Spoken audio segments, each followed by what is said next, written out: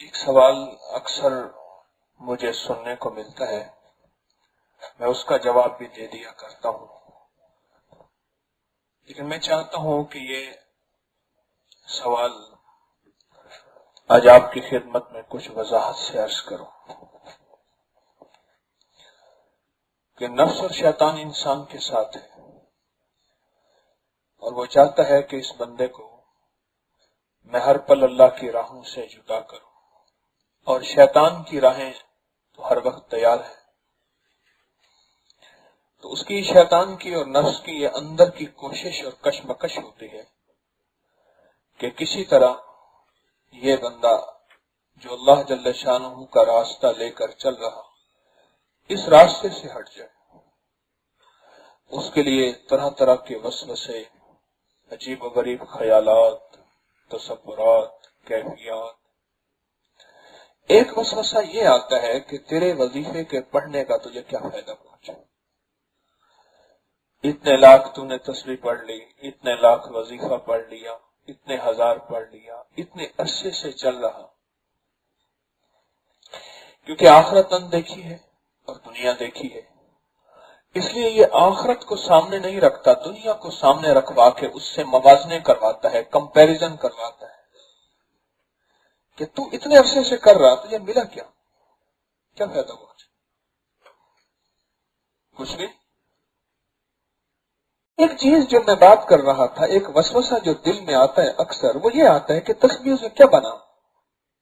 تیرا معاشی نظام، کاروباری نظام کمزور تھا، وہ تو ویسے رہا۔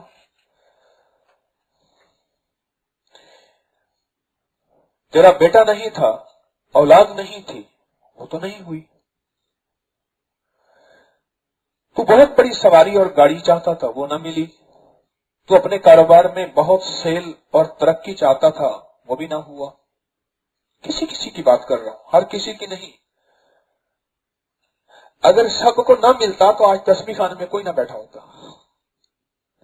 یہ اللہ دیتا ہے اپنے نام کی برکت سے، جو تسبیح خانے میں بیٹھنے کی جگہ نہیں ملتی۔ ایک سوال ہے جو مسلسل یہ اندر کے وسوسے آتے ہیں کہ اتنے عرصے سے کیا پایا؟ چھوڑ، نہ جا مسجد، نہ کر سجدے، وضو کے توڑ دے کوزے۔ چھوڑ اس زندگی کو۔ اصل میں آخرت اندیکھی اور دنیا دیکھی۔ اب جو اندیکھی آخرت ہے اس کا اسے پتہ چلتا نہیں، دیکھی دنیا ہے اس کو سامنے رکھتا ہے، سامنے رکھ کے پھر تجربے کرتا ہے، سامنے رکھ کے سوچتا ہے، سامنے رکھ کے تجزیے کرتا ہے، اور سامنے رکھ کے پھر فیصلے کرتا ہے اس دنیا کو۔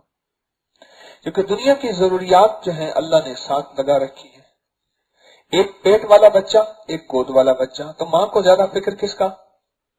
گود والے کا۔ پیٹ والا تو اندر پل ہی رہا، جو گود والا ہے اس کو فکر ماں کو ہوتا ہے۔ اب یہ ایک غلط فہمی ہے ایسی جو اکثر دل میں ہوتی ہے۔ معاشرہ بھی کہتے ہیں دیکھا نہیں تیری تسبیح ہر وقت چلتی رہتی ہے، کیا پایا تو نے؟ یہ معاشرہ نہیں کہتا، یہ وسوس فی صدور الناس، یہ ان کے دل میں ڈالتا ہے، زبان پہ لاتا ہے، بظاہر انسان بول رہا، اصل میں شیطان بول رہا۔ بظاہر انسان بول رہا، اعتراض کی شکل میں، مذاق کی شکل میں، بظاہر انسان بول رہا۔ انسان کہتا ہے کیا کیا تم نے؟ اتنے عرصے سے نیکی کی راہوں پہ چل رہے، کیا پایا؟ بعض اوقات ماں کہتی ہے، بیوی کہتی ہے، بیٹی کہتی ہے، بیٹا کہتا ہے، سارا گھر چلو نسبتوں سے اگر جڑا ہوا ہے تو باہر کا کوئی بندہ کہہ دیتا ہے، دوست، کیا پایا؟ کیا حاصل کیا؟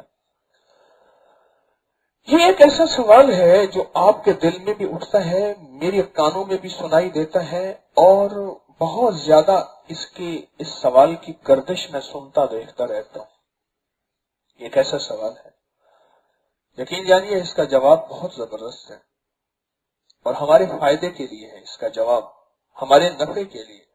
ہم اس جواب کو اگر سوچیں تو باغ باغ ہو جائیں۔ ہاں،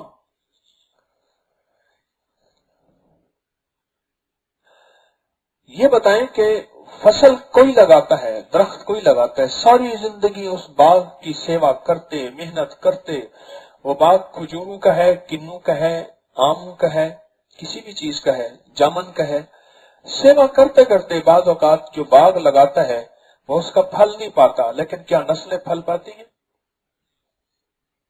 नस्लें फल पाती। ये बात कहें तो कहा बात ठीक है, समझ आती है। बाज़ औक़ात बंदा मेहनत करता है सारी जिंदगी, अपनी जात पे अपनी जान पे खर्च नहीं